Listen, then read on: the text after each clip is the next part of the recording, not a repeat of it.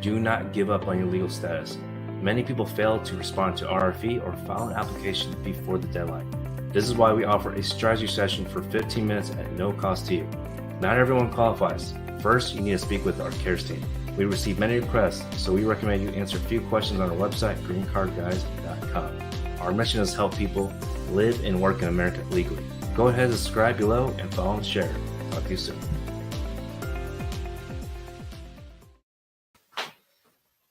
How are y'all doing? All right, today, if you have filed a case, whether it's asylum, whether it's a marriage-based case, or even through employment, okay? And maybe you did a little something in the past that something called misrepresentation, aka you lied to the government. You may have thought it was a white lie. Well, there is a solution for you, okay? So stay tuned all the way to the end of the show. We'll probably be on for about 30 minutes. My name is John Ting. I practice immigration law in all 50 states of America and across the world, helping you solve your immigration problem and maybe preventing the problem from happening in the first place. Okay, so if you're new to the channel, welcome. I know the algorithm is pretty nuts. It's pretty amazing how a lot of y'all have not watched, tuned in before, and hopefully you get a lot of value from this. Okay, the show, we have a question or topic every day, so it's slightly different from the prior day. So you're welcome to ask any question in the chat box or comment section below, or even share your experience. We love to know if you got approved or your case moved on to the next stage. We love to hear great news, and I'm about to share one with you.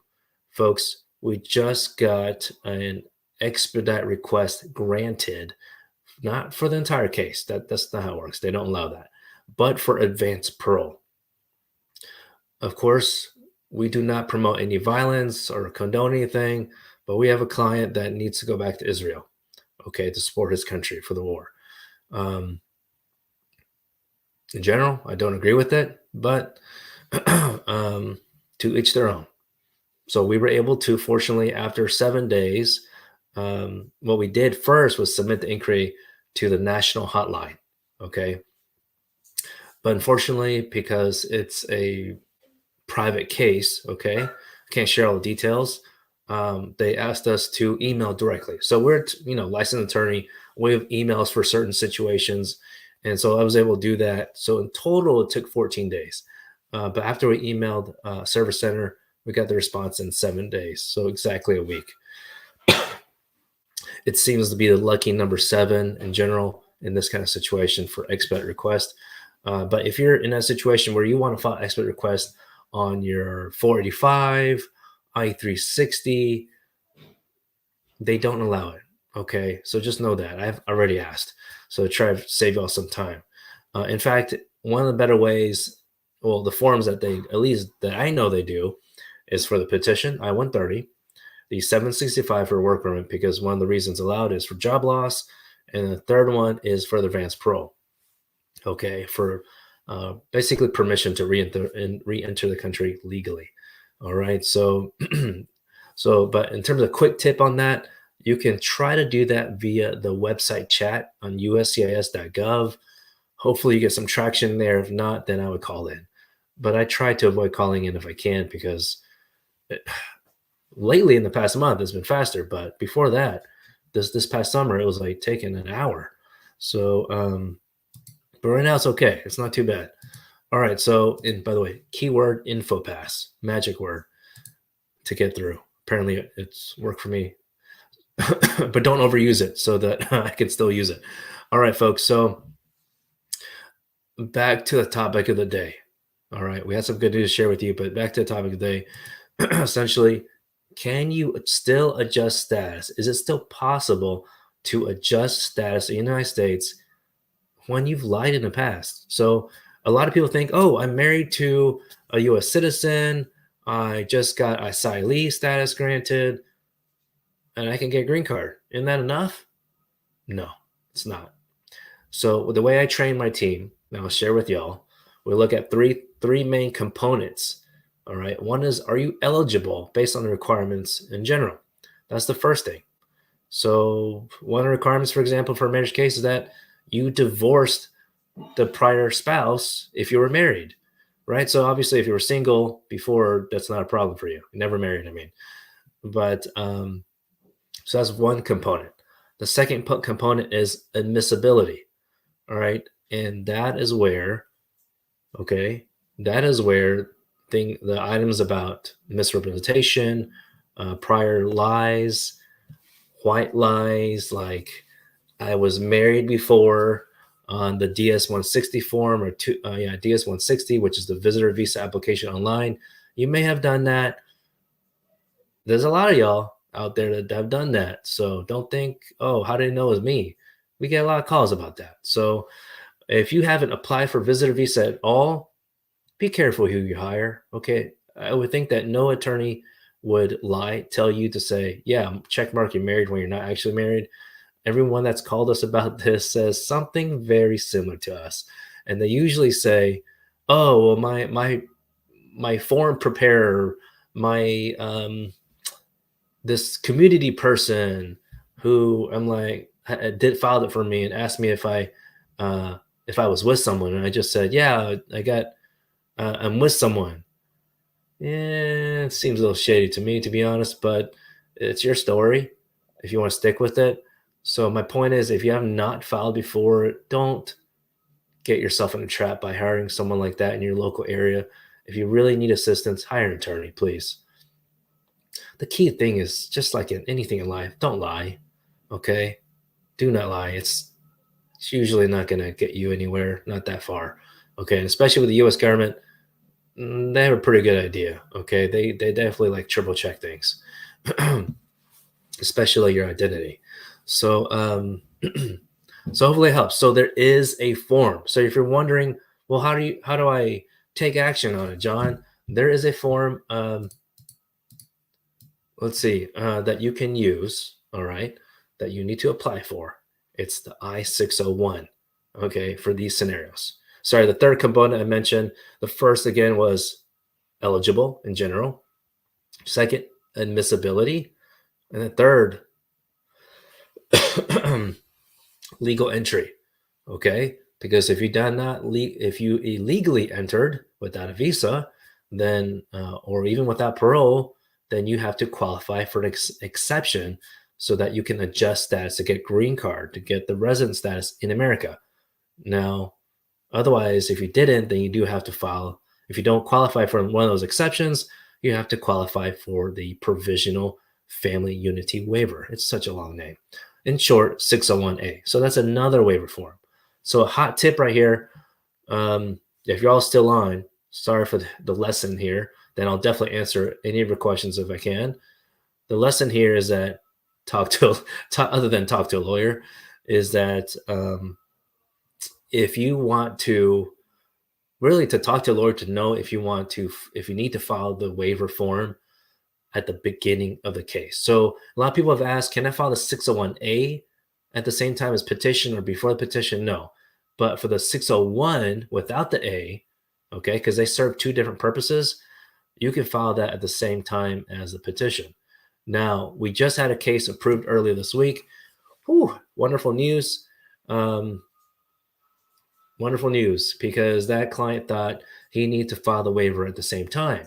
And upon learning the facts of the situation, we didn't think he needed to file it outright. We weren't lying about the situation, but it's one of those, like, I won't say shady. It's just not shady. That's not the right black and white. It's not clear cut black and white that he or she needed to file the waiver.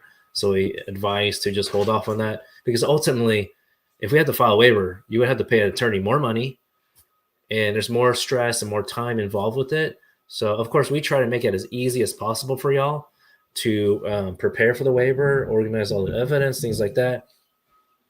But ultimately, the government fee is almost $1,000, I believe, like $915, something like that. So, anyways, there's certain ethnicities that tend to get tripped up on this. People from certain countries, nationals from certain countries around the world tend to get tripped on this. And it tends to be, if I can name two for now, China, and Nigeria.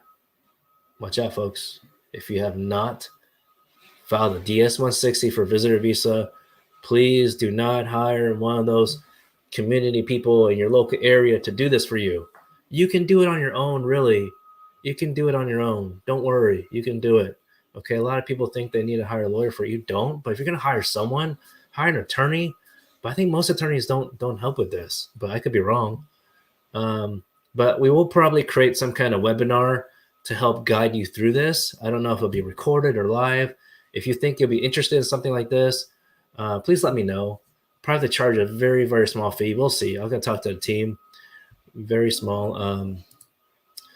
But yeah, I think this visitor visa is not something that most attorneys help with. So anyway, all right, to the questions. How long can it take the 601A approval? About 44 months, apparently. Hey, what's up, Akash? Welcome. And by the way, if you appreciate the information we share, we try to go straight to the punch. All right, we go try to rapid fire answer questions. Please give us a follow on TikTok up here. If you're on YouTube or Facebook, it's down here somewhere. We greatly appreciate it. Plus, I think you get future notifications of our live shows. All right, Walks. Got EAD last year. Congrats. You're waiting for a GCE green card decision for the past year. Employment-based. Okay. Is this still processing on time? Employment-based is different in the sense of timing because it depends on your priority date. But makes sense that it's the prior date reached because you're able to file. You're able to file your 485, it sounds like. Okay. So, but yeah, if it's been 1 year since you filed, I would say that's about right. But yeah, check the USCIS processing time. I'm going to make sure we have a video that shows you how to do it. You might already know, but for those that don't, stay tuned. We'll see if we can post one later today. Or tomorrow. Hey guys, I just want to ask you for a favor. We're getting ready to file a lawsuit. Okay. It's going to be probably later today, hopefully. All right. We need your help. If you know any media contacts, we need your help. Please DM us, send us a text message. Doesn't matter. It can be the media contact can be anywhere. For now, major markets or Houston would be great, or anywhere in Texas, New York Times. Please check your LinkedIn because there's a lot of folks, a lot of U.S. citizens who are stuck in Gaza.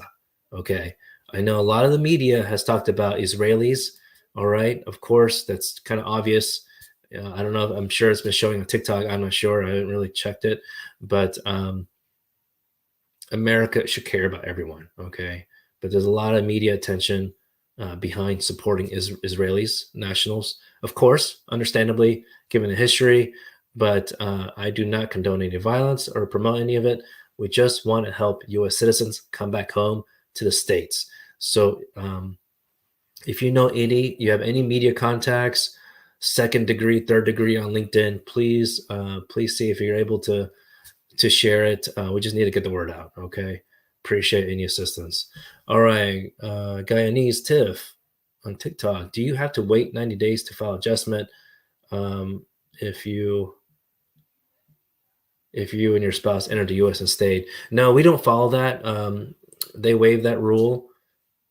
Okay, so now, but you have to keep in mind, like, let's say you entered like a week ago, you have to keep in mind the date still, right? Like you have to have the true story. Like, did he or she enter the United States to stay here permanently? So you have to be ready for those questions, right? No, so if you're not comfortable being able to answer that, then let's talk about it. Okay, let's work it out because we don't want you to get denied because you weren't prepared, and that's the thing, right? So, but anyway, if you did want to wait 90 days for sometimes we recommend it because some people don't have any records together. So if anything, at least for 1 or 2 months, build up that evidence together as spouses, partners, so that maybe you can get your interview waived. But again, as I shared before, if you are scheduled for an interview, it doesn't necessarily mean it's a bad thing. That's what happens traditionally, is to get scheduled for interview. So that's what we help with our clients, prepare them for interview. so that they are all good to go. Oh, Nelster, you applied for asylum in 2017 and still waiting. Yeah, so we filed lawsuits successfully and got the result. Or in our situation for mandamus lawsuit, when waiting for the visa for the interview for asylum or any other case, it's the result is to get the interview date. So we've been successful in that regard. We've also been successful with our clients getting approved for asylum um, when with the other attorney. We don't handle asylum, okay, but we work with other attorneys. And for example, one attorney I can mention, if you're looking for an asylum attorney to file your case or to represent you at the interview, one law firm to consider. He's on TikTok and YouTube. Is Brian Manning. Okay, you need to conduct your own due diligence, and of course, I have a couple of attorneys if it didn't work out or scheduling doesn't work out, but check them out. He's a former asylum attorney in terms of with the government, USCIS. Now has his own private law firm. If anyone has a question about like how long is the wait for the interview after DQ'd, for example, I see like Wendy's question. Unfortunately, I don't know. But across the world, it seems to be average 6 months. But for the countries that are intaking, have more applicants from other countries, let's say like Warsaw, Poland, helping out. Those are like nationals of Ukraine and Russia. I know a lot of Russians are going to other countries as well, like Dominican Republic, not just Poland, but for those countries, it's going to take a little longer because the influx of others. So that's something to keep in mind.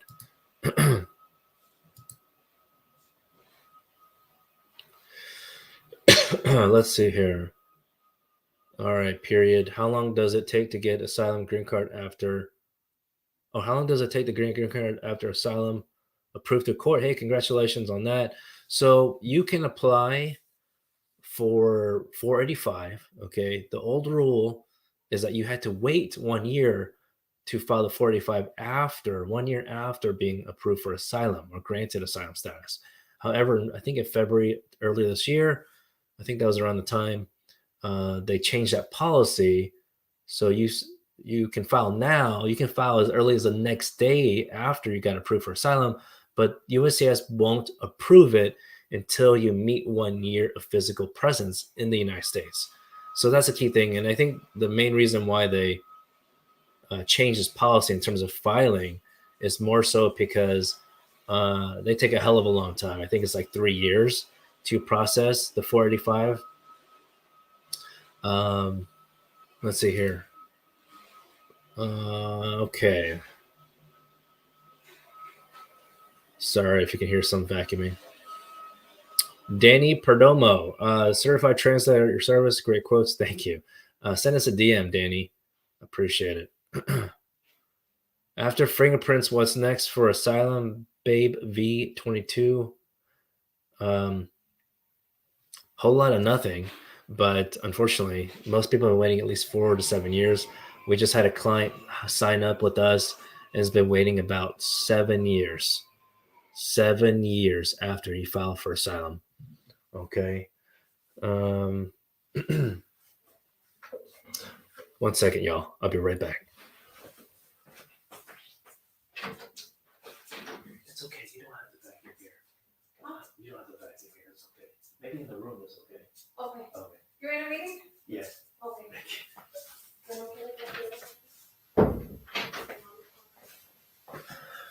All right, I'm back. Okay.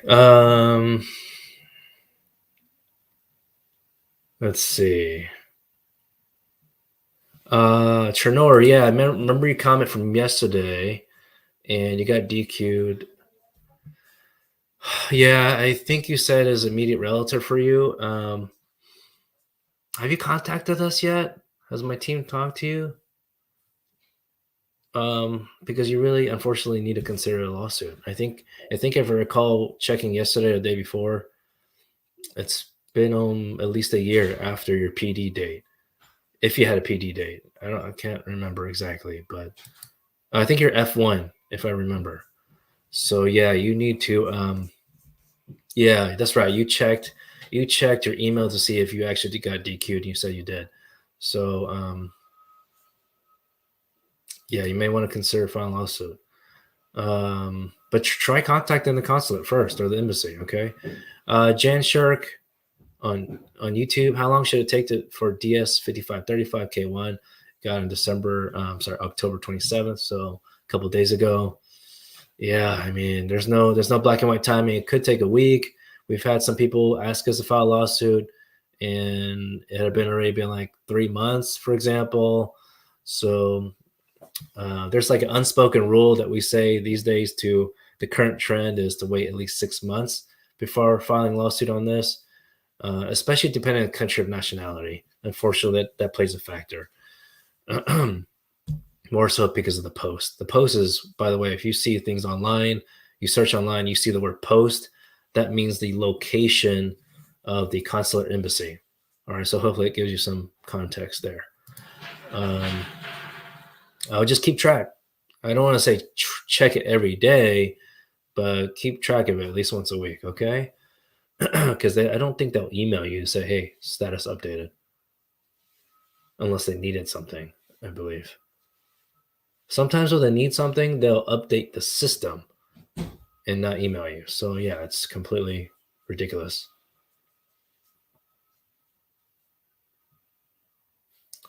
All right, so I'll take about 3 more questions. Okay. By the way, this is a good time to offer to you. If you're new to the channel, welcome to greencardguys.tv.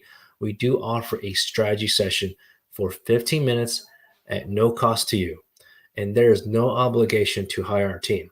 We just believe it aligns with our mission to point you in the right direction at the very least. Okay.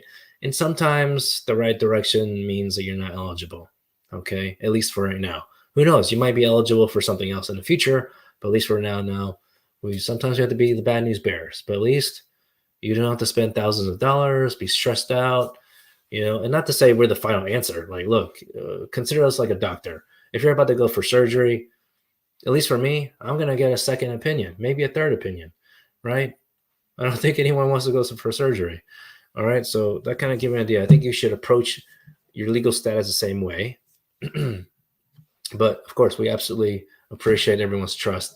By the way, if you haven't done so already on TikTok, if you can give it a follow up here, or if you're on YouTube and Facebook, go down here to subscribe if you don't mind. And share a video. If you know anyone who is about to file an immigration case or maybe stuck on their own case, please share a video or information. And so maybe they can participate here on the live show.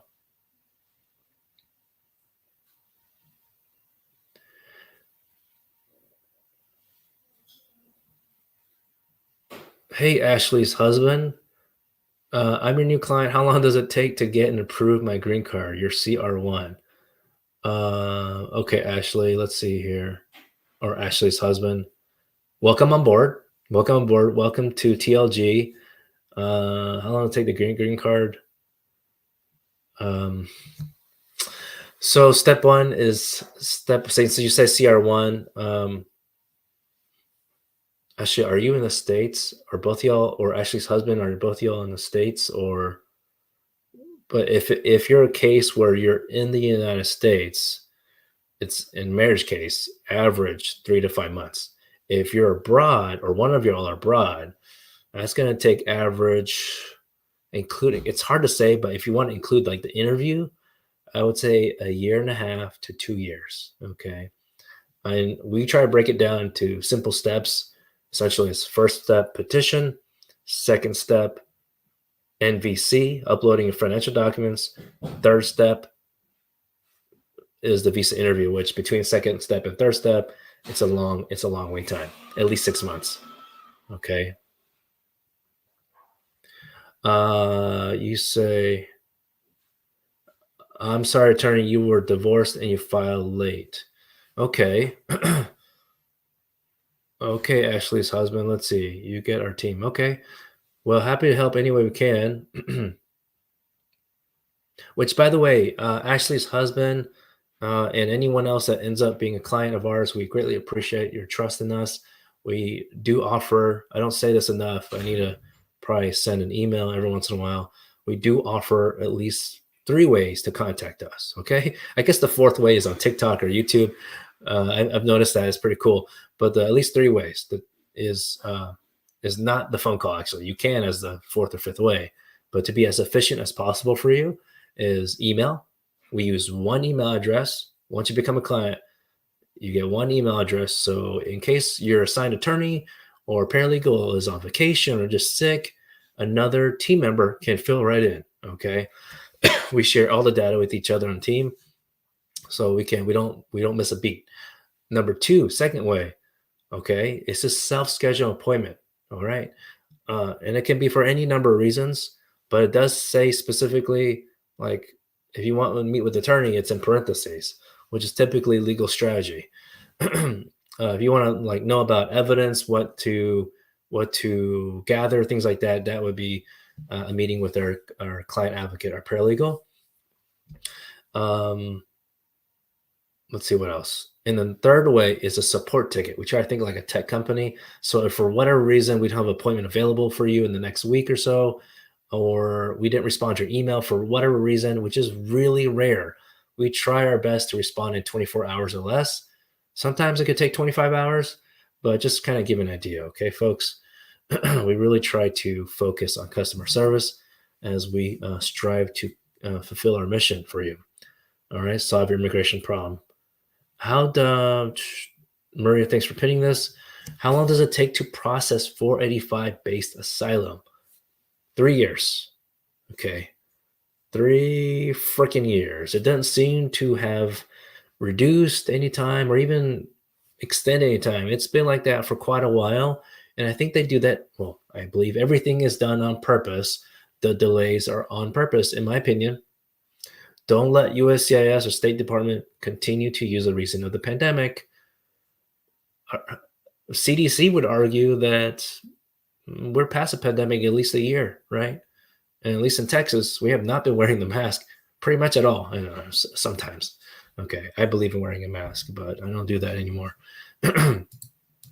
Anyway, but what I'm trying to say, for your question, how long does it take to process 45 based on asylum?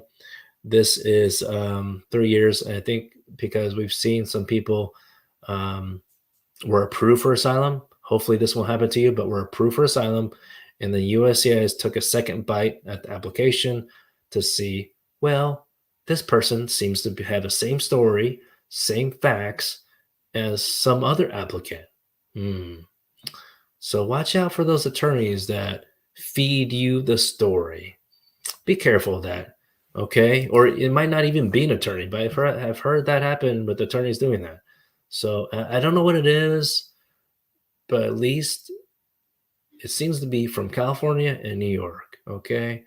Watch out, folks. Okay. If someone tells you, someone tells you, oh, I got a story you can use, don't do it. Use your own story. Okay. Because I've seen that happen before. They got approved, and a year or 2 years later, after file 45, they got revoked. Bad idea. You could have already had a strong case. You didn't even know it. All right. I'll answer Angie. You had to repin this, Maria. Got approved for 45 3 months ago. Congrats. And you still have, I didn't get to see the, I don't know, TikTok, even though you can swipe to the right and see the comments larger.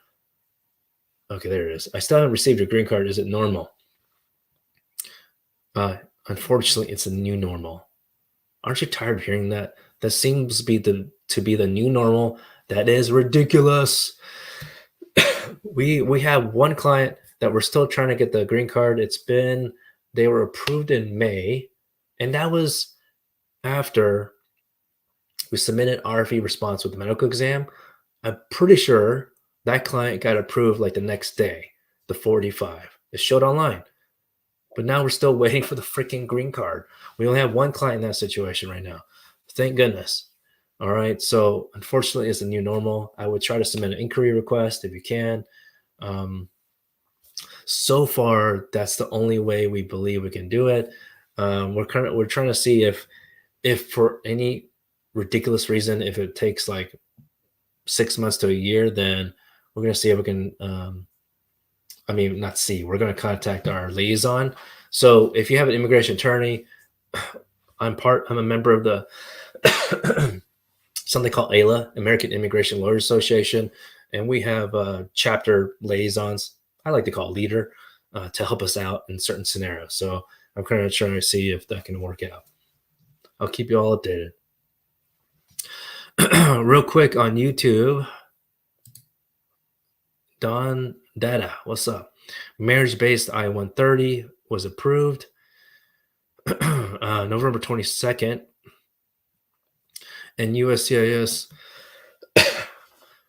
Hey, remember I said I was going to answer 3 questions? I think I answered more than 3 already. Love answering questions. Appreciate all the trust. Oh my goodness. See, if I don't answer questions fast enough, my cough comes back. USCIS received your 45 in July 2023.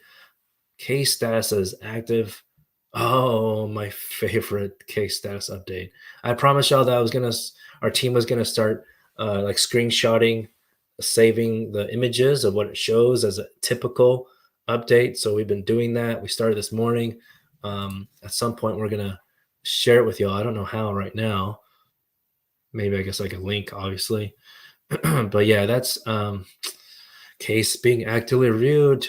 There's no black and white situation. Okay, sorry, Don Data. But 45 July, yeah, in general, seems like 3 to 5 months for that minimum.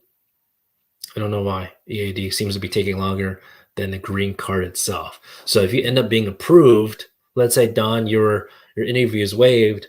So if it's waived, typically it'd be 3 to 5 months on average just for the residency application 45. So who knows? You might not even get the work permit at all. You go straight to a green card. So you get the green card, you don't need the EAD, which I see you put a slash here anyway. Okay. Nagio, when is the best time to apply green card after asylum approval? The next day. Don't wait. The next day. It still has a rule of needing to have 1 year of physical presence after being granted asylee status, but now they've been flexible now. Earlier this year, like February, I believe, they changed the policy to where you can file now, and then, but they won't actually decide on the application until after at least 1 year, which unfortunately processing time schedule shows 36 months on average right now for that situation. All right, one more question on YouTube. I'll switch over to TikTok. Side Bear.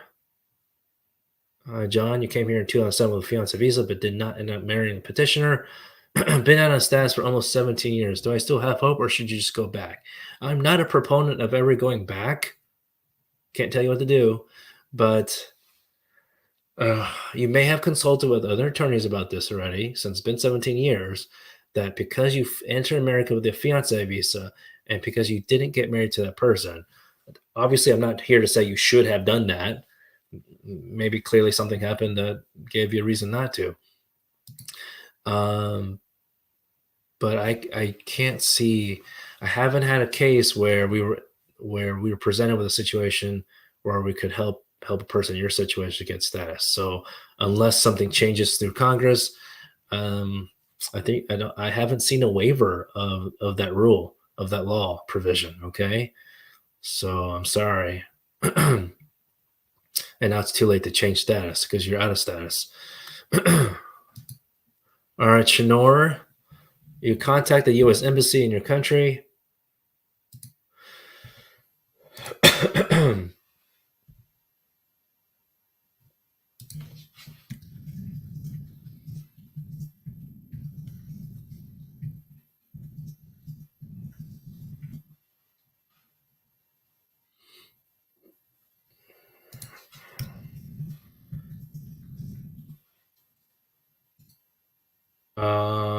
Okay, sorry about that. I had to respond to my team members real quick. You contacted the U.S. Embassy in your country, but they said your case at NVC. What? Yeah. So that's about right. After it's DQ'd, your case file will still be at NVC now because they're It used to be before the pandemic, NVC, after you get document qualified, DQ, that they would just send the case file to the consular embassy. But because of the pandemic, just to control the flow of it, they they hold the case file at the NVC. So whenever the consulate's ready or embassy, then they will ask NVC for more case files. Okay. And then that's when NVC will schedule it for you. So I guess since you already contact consulate, then contact NVC and see what they can do. And that way, when you email NVC or submit the inquiry box, I recommend just sharing what you did, that you contact the consulate, so it doesn't waste time, because maybe they'll just point you right back to the consulate, like a back and forth, like a ping pong table, and that would be ridiculous. All right. Let's see here. Sorry. Okay, on TikTok, someone just asked, how long is a process for K1? A hell of a long time. So because you got the petition before the pandemic, it was processed in like 3 to 5 months, but now it's taking longer than that, almost like a year. So the whole point of the fiance visa is so that you both can get to know each other, right? Living together in the United States. But if you're thinking that will be true in terms of timing, it's not the case anymore. It's not, it hasn't been that case since the pandemic, and still hasn't. So I would expect 2 years. Okay, at least 2 years. Let's see. Okay, I can answer one more question, folks. I can answer one more question, then I got to go to a team meeting. And I got to file a lawsuit, okay? I got to file a lawsuit today to try to help people get Palestinian Americans evacuated. I don't know if it'll work. We're going to try our best. But if you have any media contacts, just anywhere, please share, if you don't mind. Please share how you know that person so I can send an email about that. We greatly appreciate it. Okay, check your Facebook, check any of your social media accounts if you know anyone in media industry. Okay, newspaper or traditional, I guess, TV. Okay, you did your SIV 45 interview 6 weeks ago, but it still says interview was scheduled in case status. Yeah, I just checked that for one of our cases. It's been 2 months. The interview happened 2 months ago. Still says the same thing as if it was like 2 months ago. So unfortunately, 6 weeks. If it goes by 2 months, and if you have an attorney, see if your attorney, ask your attorney if it's possible to submit an inquiry through your AILA. It's our association, AILA liaison.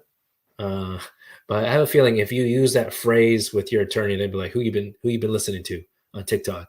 So we, immigration attorneys, we have a couple of Facebook groups and professional groups, and some people are always like, what's up with those TikTok lawyers giving advice, giving information? Which, by the way, disclaimer here, this is not legal advice. This is legal information.